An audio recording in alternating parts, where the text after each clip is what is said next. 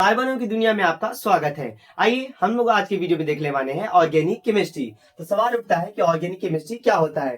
तो organic chemistry को हिंदी में हम लोग कहते हैं कार्बनिक रसायन। तो केमिस्ट्री का वो वाला पार्ट्स जिसमें हम लोग केवल कार्बन और इसकी यौगिक के बारे में पढ़ते हैं, यानी केमिस्ट्री का वो वाला पार्ट, द ब्रांच ऑफ या the parts of chemistry in which we study about carbon and its compound is called organic chemistry. यानी केमिस्ट्री का वो वाला पार्ट जिसमें हम लोग कार्बन और इसकी यौगिक के बारे में अध्ययन करते हैं, वो कहलाता है कार्बनिक ऑर्गेनिक केमिस्ट्री यानी कार्बनिक रसायन। हम लोग इसमें देखने वाले हैं आईयूपीएसी नोमेनक्लेचर कि आखिर हम लोग किसी भी कार्बनिक यौगिक का नामकरण कैसे करेंगे। तो आज का ये वीडियो बेसिक रहने वाला है। हम लोग दो तीन क्लास बेसिक पढ़ेंगे, उसके बाद से फाइनली हम लोग करेंगे आईयूपीएसी नामकरण। यानी आईयूपीएसी नामकरण में हम लोग देखेंगे एल्केन, एल्कीन, एल्काइन को। हम लोग क्रियाशील मूलक का भी देखेंगे, यानी alcohol, carboxylic acid, aldehyde, ketone, जितने भी क्रियाशील समूह है सबका हम लोग बारी बारी से आईयूपीएसी नोमेनक्लेचर लिखना सीखेंगे। तो बने रहिए हमारे साथ। अब सवाल उठता है कि आखिर कार्बनिक इसमें ऑर्गेनिक केमिस्ट्री में कार्बनों का अध्ययन क्यों किया जाता है, यानी आप सवाल उठता है कि कार्बन क्या है। तो ये नोट में है कुछ, तो हम लोग बेसिक बात को सबसे पहले जानते हैं कि कार्बन क्या है। तो कार्बन के बारे में हम लोग बचपन से जानते हैं। तो कार्बन के बारे में सबसे पहला फैक्ट है, मैं कुछ नोट बना के लिखूंगा, वन शॉट में लिखूंगा, आप उसको वीडियो को पॉज करके और उसका फुल फॉर्म अगर आप लिखना चाहो तो लिख सकते हो। आइए सबसे पहले हम लोग जानते हैं कि कार्बन क्या है।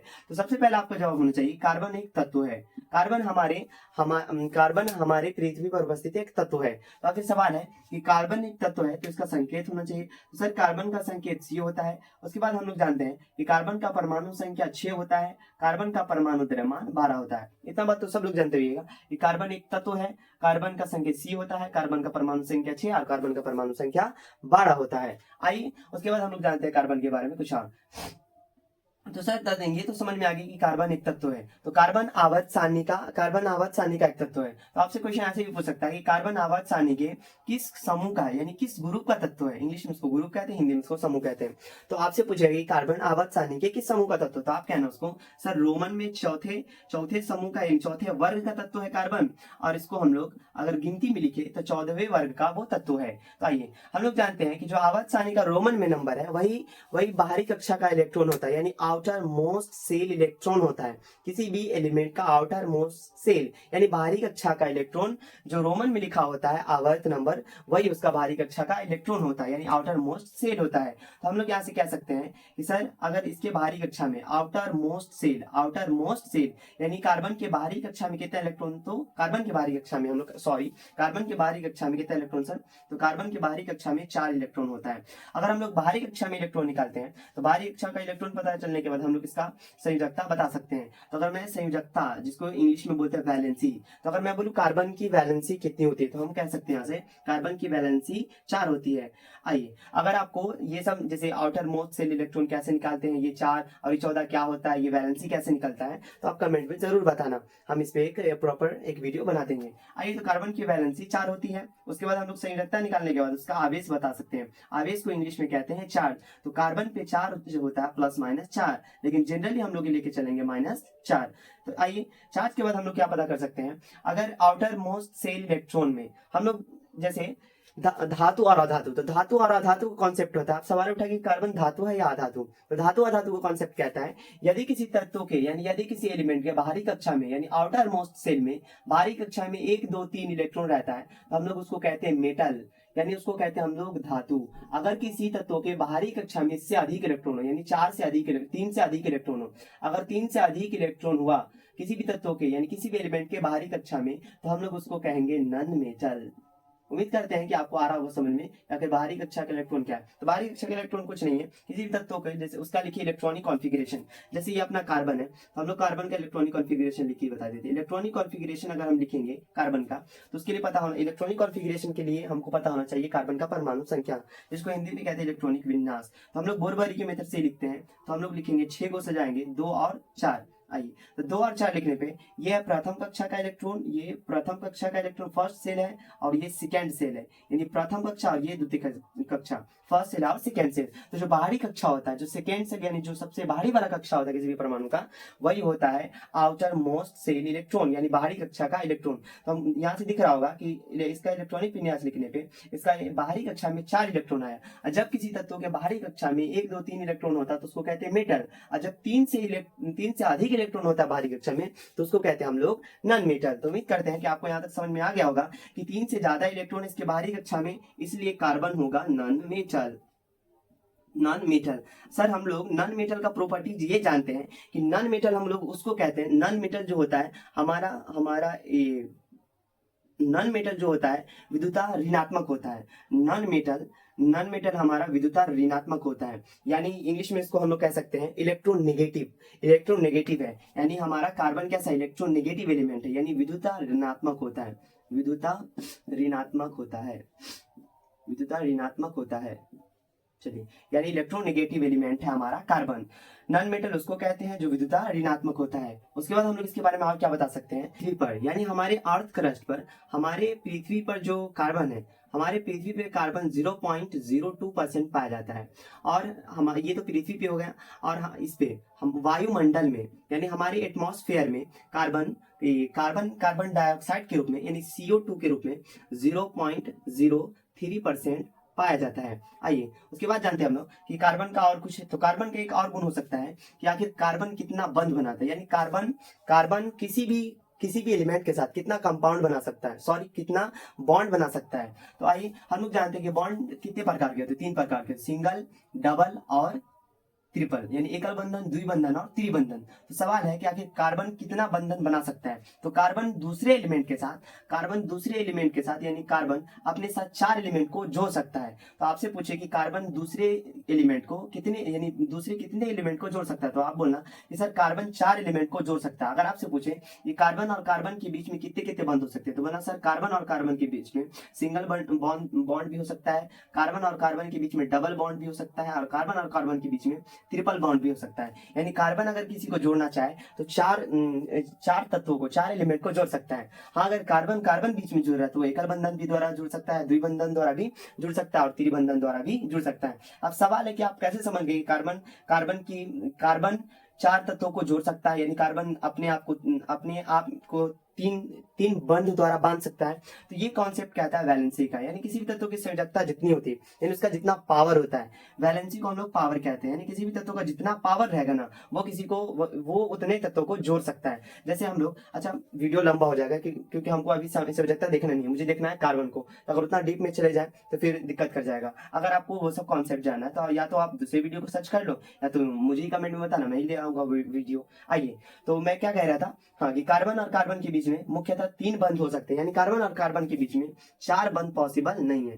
कार्बन और कार्बन के बीच में कभी 4 बंध पॉसिबल नहीं है। तो उम्मीद करते हैं कि यहां तक आ रहा होगा समझ में।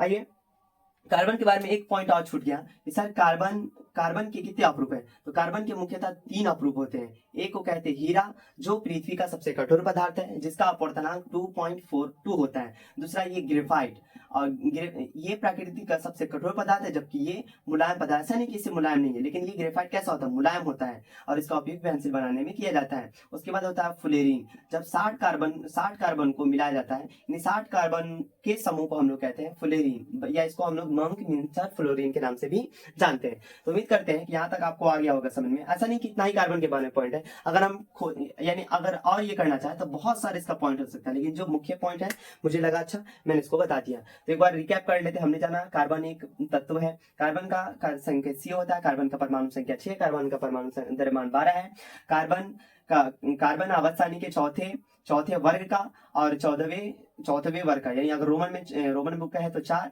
और इसमें नंबरिंग में क्या है तो 14। इसके आउटर मोस्ट सेल में 4, यानी बाहरी कक्षा में 4 इलेक्ट्रॉन, संयोजकता 4, और उसका आवेश +-4, यानी हम लोग -4 लेके चलेंगे। जब उसका इलेक्ट्रॉनिक विन्यास लिखे, इलेक्ट्रॉनिक कॉन्फ़िगरेशन लिखे, तो 2 और 4 आया। बाहरी कक्षा यानी आउटर मोस्ट सेल में 4 इलेक्ट्रॉन रहा, इसलिए हम लोग इसके आउटर मोस्ट सेल में 4 इलेक्ट्रॉन लिखे। कार्बन क्या है सर, तो कार्बन नॉन मेटल है। हम लोग मेटल नॉन मेटल पहचानने का क्या तरीका है, तो उसके आउटर मोस्ट सेल में बाहरी कक्षा में देख लेंगे, अगर 1, 2, 3 इलेक्ट्रॉन रहा तो उसको कहेंगे हम लोग मेटल। अगर उसकी बाहरी कक्षा में 3 से अधिक इलेक्ट्रॉन रहा तो उसको कहेंगे हम लोग नॉन मेटल। तो यहाँ से पता चला कि कार्बन की बाहरी कक्षा में 3 से अधिक इलेक्ट्रॉन है, यानी कार्बन की बाहरी कक्षा में 4 इलेक्ट्रॉन है, इसलिए कार्बन अपना होने वाला नॉन मेटल है। हम लोग जानते हैं नॉन मेटल होता है विद्युता ऋणात्मक, यानी नॉन मेटल के कहते हैं जो इलेक्ट्रॉन को ग्रहण करता है, यानी अगर कोई तत्व इलेक्ट्रॉन को ग्रहण कर रहा है तो उस पर आवेश आएगा, उस पर आवेश माइनस आएगा। अगर कोई तत्व इलेक्ट्रॉन ग्रहण करता है, अगर कोई इलेक्ट्रॉन तत्व इलेक्ट्रॉन ग्रहण करता है तो उसको कहते हैं हम लोग विद्युतता ऋणात्मक, यानी इसमें माइनस आवेश होता है। और इसके पास नॉन मेटल के पास गुण होता है कि वह इलेक्ट्रॉन का ग्रहण करता है, और मेटल का गुण होता है कि वह इलेक्ट्रॉन का त्याग करता है। और जो तत्व इलेक्ट्रॉन का त्याग करता है, जो इलेक्ट्रॉन का लॉस करता है, त्याग करता है, उस पर आता है प्लस आवेश। तो ये सब आपको मालूम होगा, उम्मीद करते हैं। आइए, हमने देखा कि कार्बन अपनी पृथ्वी पर 0.02% पाया जाता है, जबकि हमारे वायुमंडल में कार्बन डाइऑक्साइड के रूप में कार्बन 0.03% पाया जाता है। आइए थोड़ा सा और जान लेते हैं कार्बन के बारे में। कार्बन के अवरोध तो जान ही गए। अगर ये कार्बनिक यौगिक किसको कहेंगे, तो कार्बन से बने यौगिक को हम लोग कार्बनिक यौगिक कहेंगे। वैसा यौगिक जिसमें कार्बन पाया जाएगा उसको हम लोग कहेंगे कार्बनिक यौगिक। और दूसरा है हाइड्रोकार्बन। तो अब सवाल है हाइड्रोकार्बन किसको कहेंगे, तो हाइड्रोकार्बन उसको कहेंगे जिसमें कार्बन और हाइड्रोजन उपस्थित हो। तो हाइड्रोकार्बन उसको कहते हैं जिसमें कार्बन और हाइड्रोजन हो। और कार्बनिक यौगिक हम लोग उसको कहेंगे जिसमें केवल कार्बन उपस्थित हो, यानी वैसा कंपाउंड जिसमें कार्बन, जैसे एग्जाम्पल के तौर पर मैं ले लूं NaCl, तो इसमें NaCl में सोडियम क्लोराइड में कार्बन नहीं, इसलिए इसको हम लोग कार्बनिक यौगिक नहीं कहेंगे। जैसे मैं ले लूं CO2, तो इसमें कार्बन है, इसलिए हम लोग CO2 को कहेंगे कार्बनिक यौगिक है। जैसे ले लूं H2O, तो H2O में हाइड्रोजन और ऑक्सीजन है, इसमें कार्बन नहीं है, इसलिए हम लोग H2O को कार्बनिक यौगिक नहीं कहेंगे। यानी सिंपल से लैंग्वेज में जिसमें कार्बन उपस्थित होगा उसको अलग कहेंगे हम लोग कार्बनिक यौगिक। हाँ, जिसमें कार्बन और हाइड्रोजन दोनों उपस्थित होगा, यानी जैसे CH4 मीथेन है अपना, जिसमें कार्बन भी है और हाइड्रोजन भी है, तो जिसमें कार्बन और हाइड्रोजन दोनों होगा उसको हम लोग कहेंगे हाइड्रोकार्बन। तो मुझे लग रहा होगा कि कार्बन को समझने के लिए इतना सा बेसिक पॉइंट इनफ ही होगा। आइए अब आते हैं दूसरा, बर्जीलियस साहब। तो सुनिए, ये वीडियो खास मुख्य रूप से मैंने 10th वाले की दृष्टि से बनाया, लेकिन आप किसी भी क्लास में यानी 11th 12th IIT JEE NEET किसी भी चीज की तैयारी कर रहे हैं तो ये बेसिक क्लास आपके लिए यानी इनफ है, यानी इतनी जानकारी इनफ है किसी भी चीज को ग्रहण करने के लिए, यानी आपके लिए ये लाभदायक वीडियो रहने वाला है। आइए तो हम लोग देखते हैं बर्जीलियस का सिद्धांत। क्या आखिर बर्जीलियस का सिद्धांत क्या होता है, तो बर्जीलियस साहब ने एक सिद्धांत दिया जिसको कहते हैं जीवन शक्ति का सिद्धांत। तो बर्जीलियस का एक सिद्धांत है जीवन शक्ति का सिद्धांत, जिसको इंग्लिश में कहते हैं वाइटल फोर्स थ्योरी। तो अब सवाल है कि वाइटल फोर्स थ्योरी क्या होता है। देखिए, हम लोग पहले जाने कि आखिर कार्बन क्या है, तो कार्बन तो जान गए, उसके बाद हम लोग जाने कार्बनिक यौगिक को। तो जिसमें कार्बन पाया जाएगा तो वैसे यौगिक को हम लोग कहें कार्बनिक यौगिक। हम लोग पढ़ रहे हैं अभी कार्बनिक यौगिक के बारे में, यानी आखिर कार्बनिक यौगिक दुनिया में आया कैसे, यानी कैसे कार्बनिक यौगिक दुनिया में आया। तो इससे पहले यानी कार्बन क्या है ये तो अवधारणा होगी, उसके बाद इससे पहले जो अवधारणा आई थी 1915 से पहले, यानी बर्जीलियस से पहले, तो बर्जीलियस से पहले वाले लोग ये समझते थे कि कार्बनिक यौगिक जो कार्बनिक कंपाउंड जैसे CO2 या जितना भी कार्बनिक कंपाउंड है जैसे C6H12O6 जितना भी कार्बनिक कंपाउंड है सब केवल और केवल सजीवों के शरीर से ही प्राप्त होता है। यानी कार्बनिक यौगिक की अवधारणा पहले ऐसी थी कि सजीवों से ही कार्बनिक यौगिक को केवल प्राप्त किया जा सकता है, यानी इसको केवल सजीव के शरीर से, यानी इसको प्रयोगशाला में यानी लैब अटेंडेंट यानी खुद से बनाया नहीं जा सकता, यानी इसको लैब में या प्रयोगशाला में इसको बनाया नहीं जा सकता। लेकिन जीवन शक्ति का सिद्धांत क्या कहता है, तो जीवन शक्ति का सिद्धांत कहता है, और बर्जीलियस साहब का सिद्धांत था जीवन शक्ति का सिद्धांत। इनके अनुसार इनका ये मानना था कि सजीवों के, इनका भी वही मानना था, तो इनका थोड़ा थोड़ा अलग मानना था। ये कह रहे थे कि सजीवों के अंदर ना एक अदृश्य शक्ति यानी छुपी हुई एक शक्ति होता है, उसी शक्ति से ना इसका कार्बन यानी कार्बनिक यौगिक का निर्माण होता है। देखिए, अब पहले के लोगों की ये मान्यता क्यों थी कि आखिर इससे सजीवों के शरीर से कार्बनिक यौगिक क्यों मिला। जैसे हम लोग जानते हैं कार्बन, तो कोयला में हम लोग जानते हैं कोयला में कार्बन पाया जाता है, तो कोयला आखिर बनता कैसे है, तो कोयला हम लोग जानते हैं कि ये पेड़ पौधे, मनुष्य और जलीय जीव जंतु के लाखों अरबों खरबों करोड़ों वर्ष दबने के बाद किसका निर्माण होता है, कोयला का। और कोयला में क्या पाया जाता है, कार्बन पाया जाता है, यानी वहां से हम लोग दिमाग लगा सकते हैं कि कार्बनिक यौगिक सजीवों से प्राप्त हुआ, यानी इन लोगों की मान्यता वहीं से आई थी कि कार्बनिक यौगिक केवल और केवल सजीवों से ही प्राप्त होगा। लेकिन बर्जीलियस साहब ने भी वही बताया कि इसके अंदर सजीवों के अंदर एक अदृश्य शक्ति होती है, उसी से किसका कार्बनिक यौगिक का निर्माण होता है। लेकिन फाइनली आए हमारे ओहलर साहब। अब देखिए ओहलर साहब क्या कहते हैं, ओहलर साहब कहते हैं, अब ओहलर साहब है हमारे इसके बर्जीलियस साहब के ही शिष्य हैं, बर्जीलियस साहब के स्टूडेंट ही हैं हमारे ओहलर साहब। तो ओहलर साहब क्या करते हैं, अमोनियम साइनेट NH4CNO अमोनियम साइनेट को वो कहाँ करते हैं गर्म, वो अमोनियम साइनेट को गर्म करते हैं लैब में ले जाके, यानी प्रयोगशाला में एक अकार्बनिक यौगिक को। देखिए इसमें कार्बन है नहीं है सर, इसको CNO को साइनाइड है, वो कार्बन वहां पे नहीं है, तो एक अकार्बनिक यौगिक को उसने प्रयोगशाला में ले जाकर के गर्म किया और फाइनली निर्माण किया यूरिया का, CONH2 का होल ट्वाइस 2, यानी फाइनली निर्माण किया यूरिया का। एक अकार्बनिक यौगिक को गर्म करके उसने लैब में बना दिया कार्बनिक यौगिक को। इससे पहले की अवधारणा ये थी कि कार्बनिक यौगिक को प्रयोगशाला में बनाया नहीं जा सकता, लेकिन ओहलर साहब ने सिद्ध कर दिया कि कार्बनिक यौगिक को अकार्बनिक यौगिक को यानी कार्बनिक यौगिक को प्रयोगशाला में बनाया जा सकता है, क्योंकि उसने अकार्बनिक यौगिक को गर्म करके फाइनली कार्बनिक यौगिक का निर्माण कर दिया। तो फाइनली वहां से लेके अभी तक वर्तमान में 1,60,00,000 से भी अधिक 1,60,00,000 से भी अधिक प्रयोगशाला में कार्बनिक यौगिक बनाया जा सका है।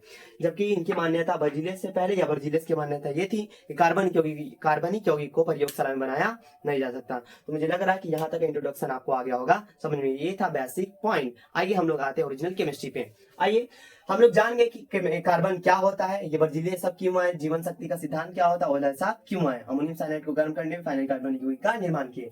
आइए हम लोग जानते हैं कार्बनिक रसायन में। इसमें हम लोग पढ़ने वाले हैं IUPAC नोमेनक्लेचर, यानी IUPAC नामकरण इसको हिंदी में कहते हैं। हम लोग सबसे पहले जानेंगे हाइड्रोकार्बन के बारे में। तो हमने अभी आपको बताया था कि वैसा कार्बनिक यौगिक यानी वैसा कार्बनिक यौगिक जिसमें हाइड्रोजन और कार्बन हो, जिसमें हाइड्रोजन और कार्बन दोनों हो, यानी अगर हाइड्रोजन और कार्बन किसी यौगिक में उपस्थित है, हाइड्रोजन भी और कार्बन दोनों उपस्थित हो अगर किसी यौगिक में, तो हम लोग उसको कहेंगे कार्बनिक यौगिक। तो हाइड्रोकार्बन। तो हाइड्रोकार्बन के फाइनली हम लोग प्रकार को पढ़ेंगे। तो हाइड्रोकार्बन के मुख्यतः 3 प्रकार है: aliphatic hydrocarbon, alicyclic hydrocarbon, aromatic hydrocarbon. Aliphatic hydrocarbon को भी इंग्लिश में एलिफैटिक के कहते हैं, इसको एलिसाइक्लिक के कहते हैं, एरोमेटिक को एरोमेटिक के कहते हैं। आइए, एलिफैटिक के 2 प्रकार है। एक है संतृप्त हाइड्रोकार्बन, जिसको इंग्लिश में कहते हैं सैचुरेटेड हाइड्रोकार्बन। लिख लेना इंग्लिश में सैचुरेटेड हाइड्रोकार्बन यानी संतृप्त हाइड्रोकार्बन।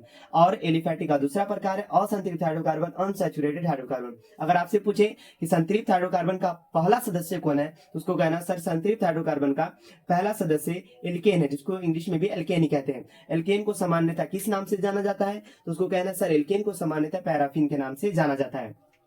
आइए, असंतृप्त हाइड्रोकार्बन के 2 सदस्य हैं, उनका बोलना एक सदस्य का नाम है एल्कीन और दूसरे सदस्य का नाम है एल्काइन। और एल्कीन को इंग्लिश में एल्कीन ही कहते हैं, एल्काइन को इंग्लिश में एल्काइन ही कहते हैं। एल्कीन को सामान्यतः ओलिफिन के नाम से जाना जाता है और एल्काइन को सामान्यतः एसिटिलीन के नाम से जाना जाता है। इसका एल्केन का फॉर्मूला याद रख लेना है, CnH2n+2। बस इस फॉर्मूला याद रख लेना कि एल्केन का फॉर्मूला होता है CnH2n+2, और जहां पे n क्या है, तो n कार्बनों की संख्या है। आइए, और एल्कीन का फॉर्मूला होता है CnH2n और एल्काइन का फॉर्मूला होता है CnH2n-2। देखिए फॉर्मूला तीनों सेम है, CnH2n। एल्केन में क्या करना है, +2, एल्केन में +2, एल्काइन में -2, एल्केन में +2, एल्काइन में -2, एल्कीन में कुछ नहीं, +2 -2 कुछ नहीं, +2 -2 कुछ नहीं। एल्केन एल्कीन काइन यानी केन कीन काइन। उम्मीद करते हैं आ रहा होगा समझने। बस इसको ऐसे याद रखना, एल्केन को सामान्यतः इस नाम से, एल्कीन को इस नाम से और एल्काइन को एसिटिलीन के नाम से। चलिए, तो हम लोग जानते हैं पहले कि एलिफैटिक और एलिसाइक्लिक और एरोमेटिक क्या है। तो देखिए, मुख्य मकसद ये नहीं है कि यानी इसको आप परिभाषा लिखा के समझाया जाए, मैं बस एग्जांपल के तौर पे लूंगा। अगर आपको इसका परिभाषा जाना है तो मैं बोलते समय यानी समझाते समय ये इसका परिभाषा बोल दूंगा और इसको आप लोग नोट कर सकते हो। आइए हम लोग सबसे पहले जानते हैं कि आखिर एलिफैटिक हाइड्रोकार्बन हम लोग किसको कहेंगे। तो सबसे पहले एक और नोट पॉइंट जान लीजिए कि हम लोग एक ऐसी तत्व के बारे में जानते हैं जो मन चाह अपने आप में जुड़ाव कर सकता है। यानी कार्बन दुनिया का एक ऐसा तत्व है, यानी अब चाहे तो वो अरबों खरबों कार्बन को अपने साथ जोड़ सकता है। यानी कार्बन ही एक ऐसा तत्व है जिसमें श्रृंखला बनाने की, यानी आपस में जुड़ कर एक चैन बनाने की, इंग्लिश में उसको चैन कहते हैं, हिंदी में उसको श्रृंखला कहते हैं। यानी कार्बन हमारी पृथ्वी का एक ऐसा तत्व है जिसमें एक ऐसा गुण पाया जाता है जो आपस में जुड़ कर श्रृंखला बनाता है। यानी कार्बन एक ऐसा तत्व है जिसमें आपस में जुड़ करके श्रृंखला बनाने की प्रवृत्ति पाई जाती है। तो ये रहा अपने कार्बन का श्रृंखला। तो ये इसमें कार्बन पाया जाता है। तो बोलिए जिसमें कार्बन पाया जाता है उसको हम लोग क्या बोलते हैं, कार्बनिक यौगिक। तो ये रहा अपना कार्बनिक यौगिक का श्रृंखला।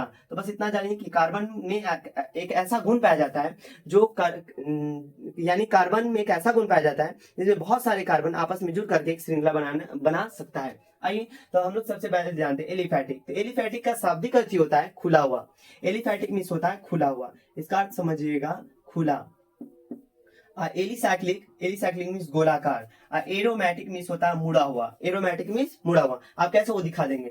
सबसे पहले जानेंगे हम लोग एलिफैटिक हाइड्रोकार्बन को। तो एलिफैटिक हाइड्रोकार्बन के अंदर 2 आता है, एक संतृप्त भी आता है और असंतृप्त भी आता है। असंतृप्त के अंदर 2 आता है। संतृप्त के अंदर एल्केन एकल बंधन वाला आएगा, असंतृप्त के अंदर 2 द्विबंधन और त्रिबंधन वाला दोनों आएगा। तो हम लोग जानते हैं कि एलिफैटिक कैसा दिखता है। तो एलिफैटिक हाइड्रोकार्बन अपना ऐसा दिखेगा, यानी अगर कार्बन का श्रृंखला यानी कार्बन का चैन अगर खुला हुआ पहला एग्जांपल दे देते हैं एलिफैटिक का। ये पहला एलिफैटिक है, इसको हम लोग 1 समझेंगे, इसको 2 समझेंगे और इसको 3 समझेंगे। तो अगर चैन खुला हो, अगर कार्बन का चैन खुला हो, यानी खुले चैन को यानी ओपन चैन वाले हाइड्रोकार्बन को हम लोग कहेंगे एलिफैटिक हाइड्रोकार्बन। अब ऐसा नहीं कि एलिफैटिक हाइड्रोकार्बन में केवल एकल बंधन ही हो, क्योंकि हम लोग जानते हैं एलिफैटिक हाइड्रोकार्बन में एकल बंधन, द्विबंधन और त्रिबंधन तीनों आता है। तो हम इसमें हाइड्रोजन को नहीं दिखा रहे हैं, आप लोग समझ जाइएगा कि ऐसा होता होगा। हाइड्रोजन को यहाँ पे अगर दिखाना चाहो तो दिखा सकते हो, जैसे यहाँ पे CH3 होगा और यहाँ पे 2 बंध बना चुका है, तो यहाँ पे कितना होगा CH2 होगा। यहाँ पे कार्बन कितना बंध बना चुका है, तो सर 2 बना चुका है, तो यहाँ पे CH2। यहाँ पे कार्बन 1 बंध बना चुका है CH3। अब डरना नहीं कि आप कैसे अपने मन से लिखे जा रहा है CH3 CH2।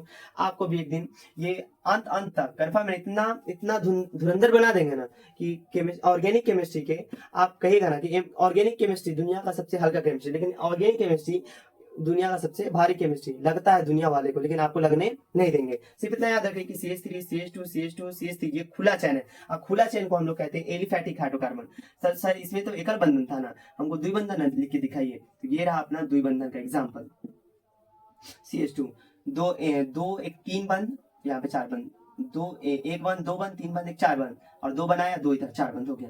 आइए तीसरा देखते हैं हम लोग। अगर एग्जाम्पल है ऐसा CH3 कार्बन, त्रिबंधन कार्बन, तो 3 बंदे इधर और 1 इधर, 4 हो गया। तो ये रहा अपना एलिफैटिक का उदाहरण। तो उम्मीद करते हैं कि आगे समझ, ज्यादा दिमाग नहीं लगाना, सिर्फ इतना याद रखना कि खुला चैन होगा उसको कहेंगे एलिफैटिक, खुले चैन को कहेंगे एलिफैटिक हाइड्रोकार्बन। अब चाहे देखिए, अब एक ही चैन में, जैसे हमने एक चैन में लिया एकल बंधन, दूसरे चैन में लिखा है द्विबंधन, तीसरे चैन में लिया त्रिबंधन। अब ऐसा नहीं है कि इसमें एक ही द्विबंधन होगा तो हम लोग इसको क्या कहेंगे एलिफैटिक कहेंगे। मन चाहा द्विबंधन एक चैन में होगा तो तब भी हम उसको एलिफैटिक कहेंगे। अब उसमें अगर तीनों रहे, एकल बंधन भी रहे, द्विबंधन भी रहे, त्रिबंधन, इन तीनों मिक्स रहे, तब भी हम लोग उसको एलिफैटिक का टैग दे सकते हैं, यानी एलिफैटिक उसको हम लोग कहेंगे। तो उम्मीद करते हैं कि एलिफैटिक आ गया होगा आपको समझ में। आइए अगला टॉपिक है हमारे एलिसाइक्लिक। अब एलिसाइक्लिक शब्द ये देखना, साइक्लिक मींस गोलाकार। तो आखिर एलिसाइक्लिक क्या होता है? तो वैसा हाइड्रोकार्बन जिसमें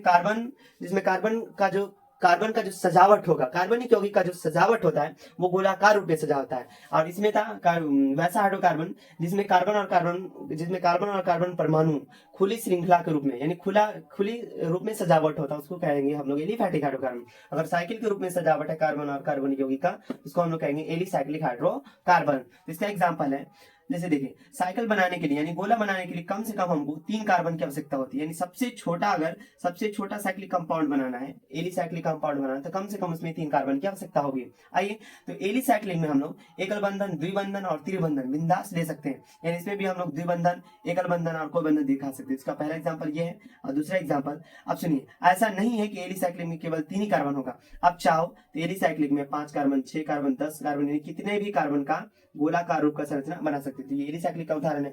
तीसरा अगर एग्जाम्पल, अगर इसमें हम लोग द्विबंधन दिखा दे तब भी ये सही है। हाइड्रोजन मैंने नहीं दिखाया, अगर आपको आता है तो दिखा देना, वरना हम लोग खुद सीख जाएंगे कि आखिर ये सब बनता कैसे है। आइए और एक एग्जाम्पल और ले लें 6 कार्बन का।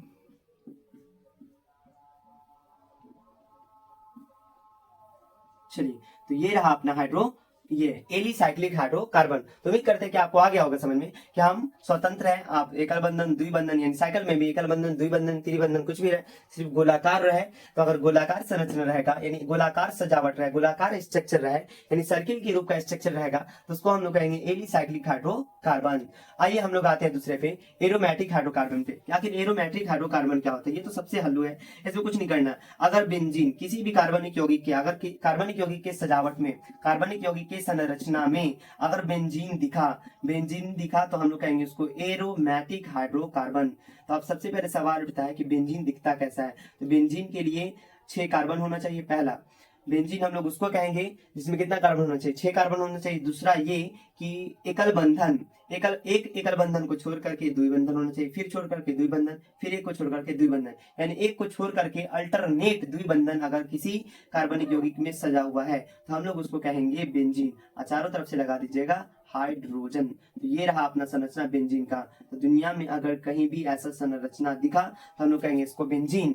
अब बेंजीन का ऐसा संरचना एरोमेटिक हाइड्रोकार्बन, यानी जिस किसी भी हाइड्रोकार्बन के सजावट में, संरचना स्ट्रक्चर में है ये अपना बेंजीन दिखा तो उसको हम लोग कहेंगे एरोमेटिक हाइड्रोकार्बन। तो हमने क्या क्या जाना? सबसे पहले हमने जाना कि अगर चैन अगर खुला रहे तो इसको कहेंगे हम लोग एलिफैटिक। एलिफैटिक में एकल बंधन, द्विबंधन, त्रिबंधन सब हो सकता है। उसके बाद हमने जाना एलिसाइक्लिक। एलिसाइक्लिक मींस गोलाकार। गोलाकार में 2 कार्बन लीजिए, 3 कार्बन लीजिए, 4, 5, 6 मन चाहा और एकल बंधन, द्विबंधन, त्रिबंधन कैसे भी रूप में सजा सकते हैं। उसके बाद हमने जाना एरोमेटिक। तो एरोमेटिक हाइड्रोकार्बन में कम से कम एक बेंजीन रिंग होना चाहिए, यानी एक बेंजीन होना चाहिए। उसके बाद जो जोड़ना है इसके अंदर आप बिंदास जोड़ सकते हो, लेकिन एक बेंजीन होना चाहिए।